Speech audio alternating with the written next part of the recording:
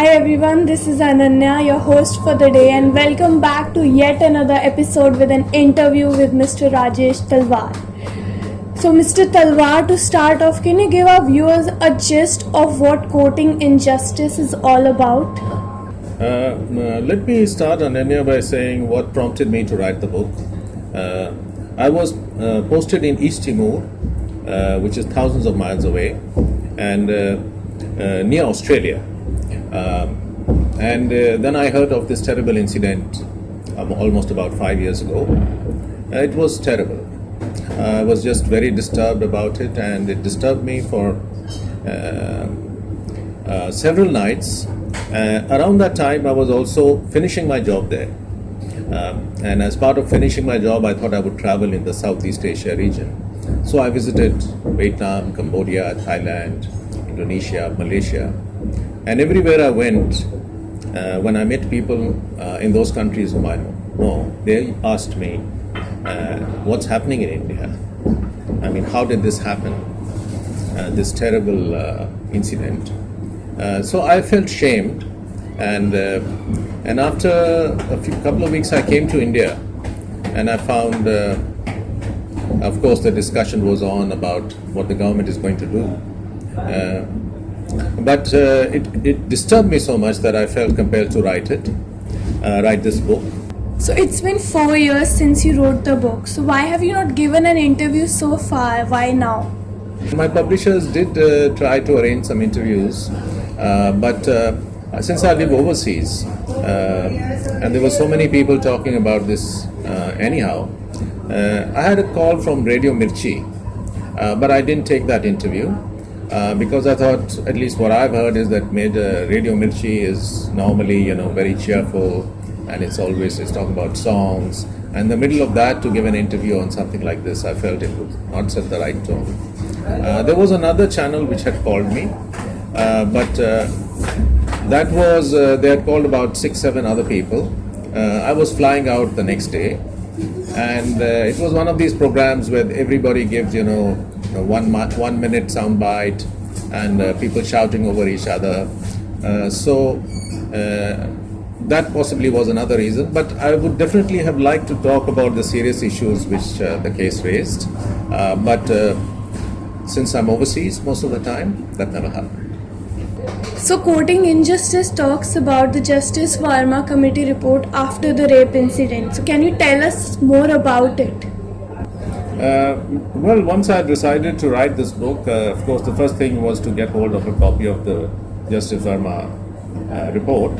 And so I rang up Gen Book Depot, which is normally they keep all kinds of legal books there.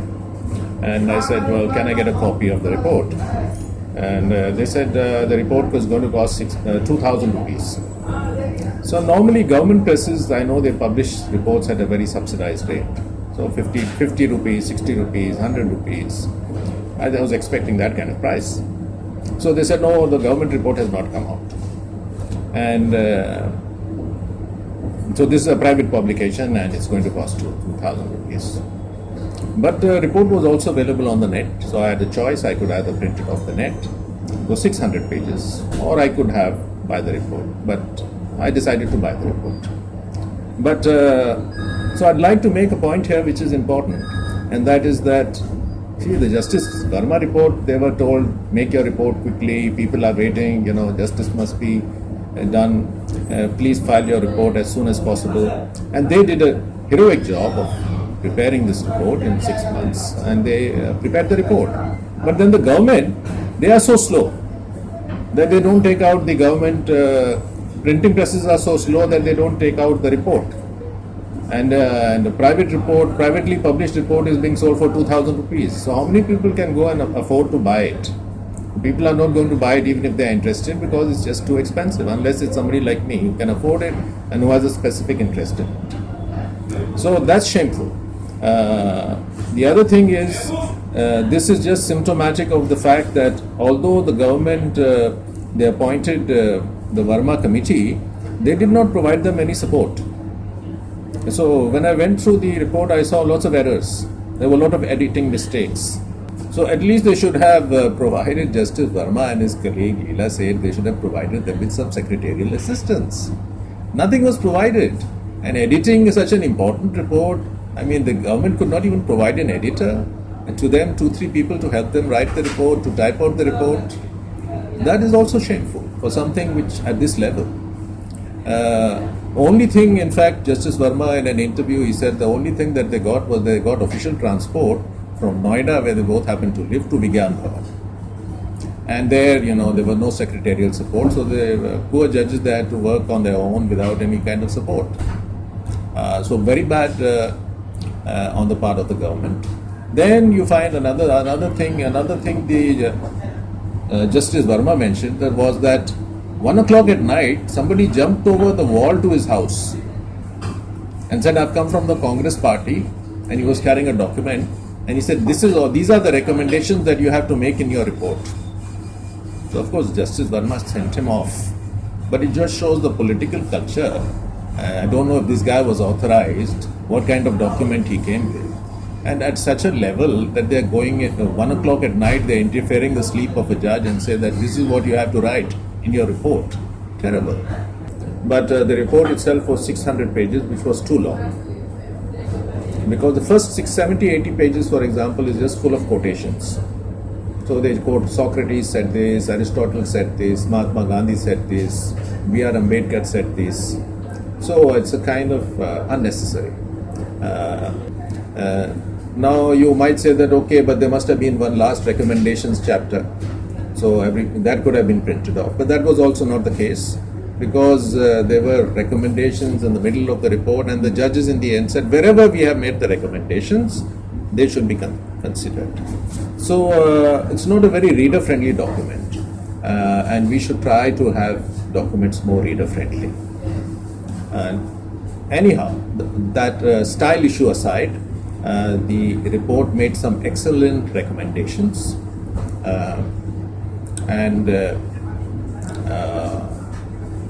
for example, stalking was not an offence earlier. It's now an offence following the recommendations of the Justice Verma Committee report. Voyeurism was not an offence, it's now an offence. Not registering an FIR in a rape case was not an offence, it's now an offence. The punishment has been increased. The death penalty has been introduced for certain kinds of rapes where the person is left in a vegetative state, or in the case of repeat rape offences. So there are all these changes which have taken place. Can you elaborate a bit more on some of these offences, like stalking, just as you said? Yes, well, lots of new offences were created, which were very important. For example, there was a horrific rape case earlier of a lady by the name of Priyadarshini Mattu, was a law student in fact. Now in her case, she had been stalked for 2 years before she was raped, brutally murdered, and her face was disfigured. But the police never registered a case, because they could have possibly registered a case outraging the modesty of a woman. But there was no offence like stalking specifically, which would have made it easier for them. So it's very good this offence has been created, because sometimes these crimes are committed, there's something happening before, people are being stalked or something like that. But it wasn't only creation of new offences, but new defences were also created for the victim. For example, in acid attacks, the Verma Committee report recommended that the right to self-defense. So for example, if a husband loses his temper and he decides to throw acid on his wife's face, and she grabs a kitchen knife and she stabs him, so she should be protected. So the Verma Committee, they recommended the extension of life right to self-defense, specifically in these kind of acid attack cases, which was done. And ironically enough, I think there was a case of 4 sisters on all of whom acid was thrown on the day the Verma Committee report was released. So these kind of changes have not come too soon. So great that these some of their recommendations were not accepted, but many of the Verma Committee recommendations were very good. They were needed, and it's good that we have these laws now which are more protective. So, what do you think were the weaknesses of the Verma Committee report? Well, I would say the chief weakness, and here I think it's not only the Verma Committee report, but it's also the media coverage.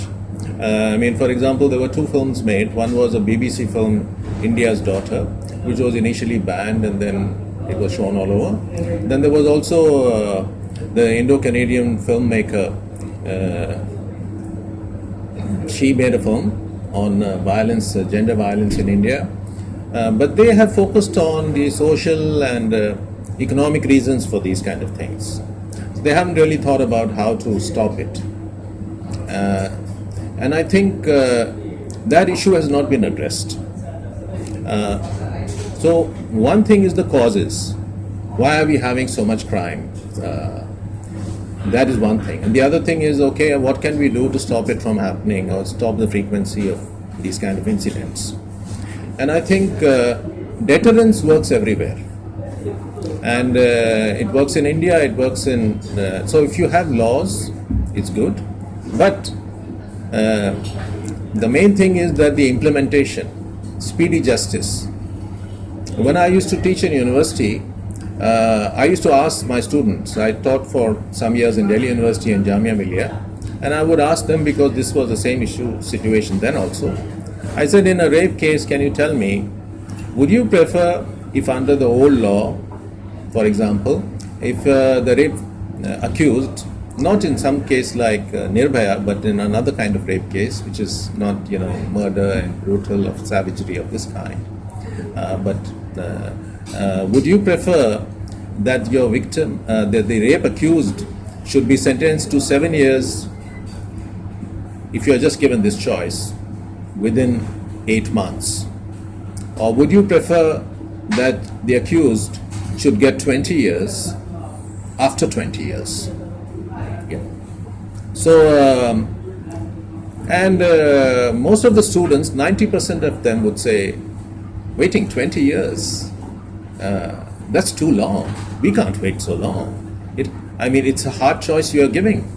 We would like, ideally, for the person to be sentenced to 20 years or 15 years within 8 months. But if you are giving us this choice, we would prefer speedy justice with a lesser quantum of punishment. So, for example, in Priyadarshini Mattu's case, the Supreme Court decision came after 20 years. Think of the family, what they're doing, what they're waiting, year after year. Their lives are being lost, just waiting. 20 years. So our cases are taking so long. 20 years for a rape case to be decided at the final stage. And even Nirbhaya, Supreme Court has decided in May this year. And there are 3 avenues left for the accused, who can further delay the sentence. So they can either file a review petition, they can file a curative petition, they can file after that a mercy petition. When does it end? I pick up the newspaper yesterday and I read that there's an 82% increase in crimes against children from last year. So it's just exploding. The violence is exploding. What has happened? Nothing. So, what do you think should be done?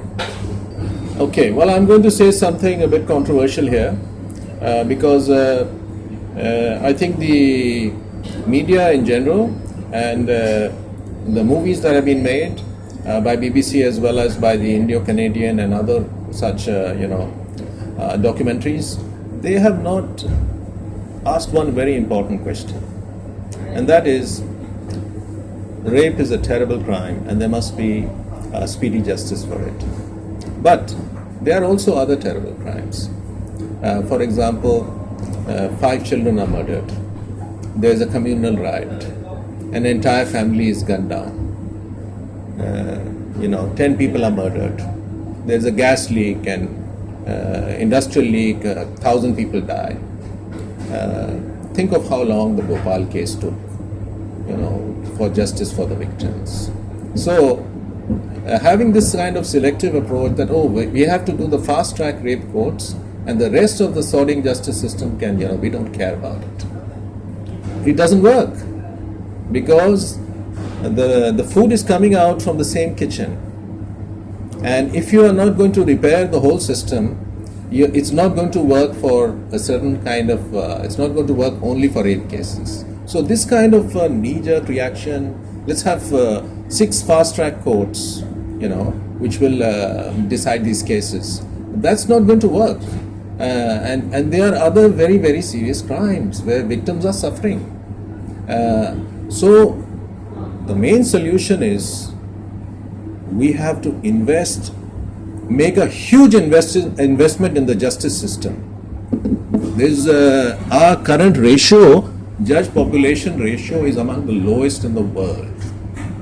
Germany has 37 times the number of judge population ratio. The US has 12 times the judge population ratio. Our judge population ratio is something among the lowest in the world. So if you're going to not invest in the justice machinery, you can't get speedy verdicts. So to say that, just by increasing the quantum of punishment, that is the easiest thing for the government. Okay, increase it from 7 to 10 years, but it hasn't stopped the rape cases. That's what's happened after Nirbhaya. Because people think that, just make it more, the fear of a greater punishment. But the point is, when is that greater punishment going to be enforced? People see, okay, we are in 2017, a rape takes place in December this month. If there's going to be justice in 2018, people are going to be behind bars maximum by 2019. Then it's a credible justice system.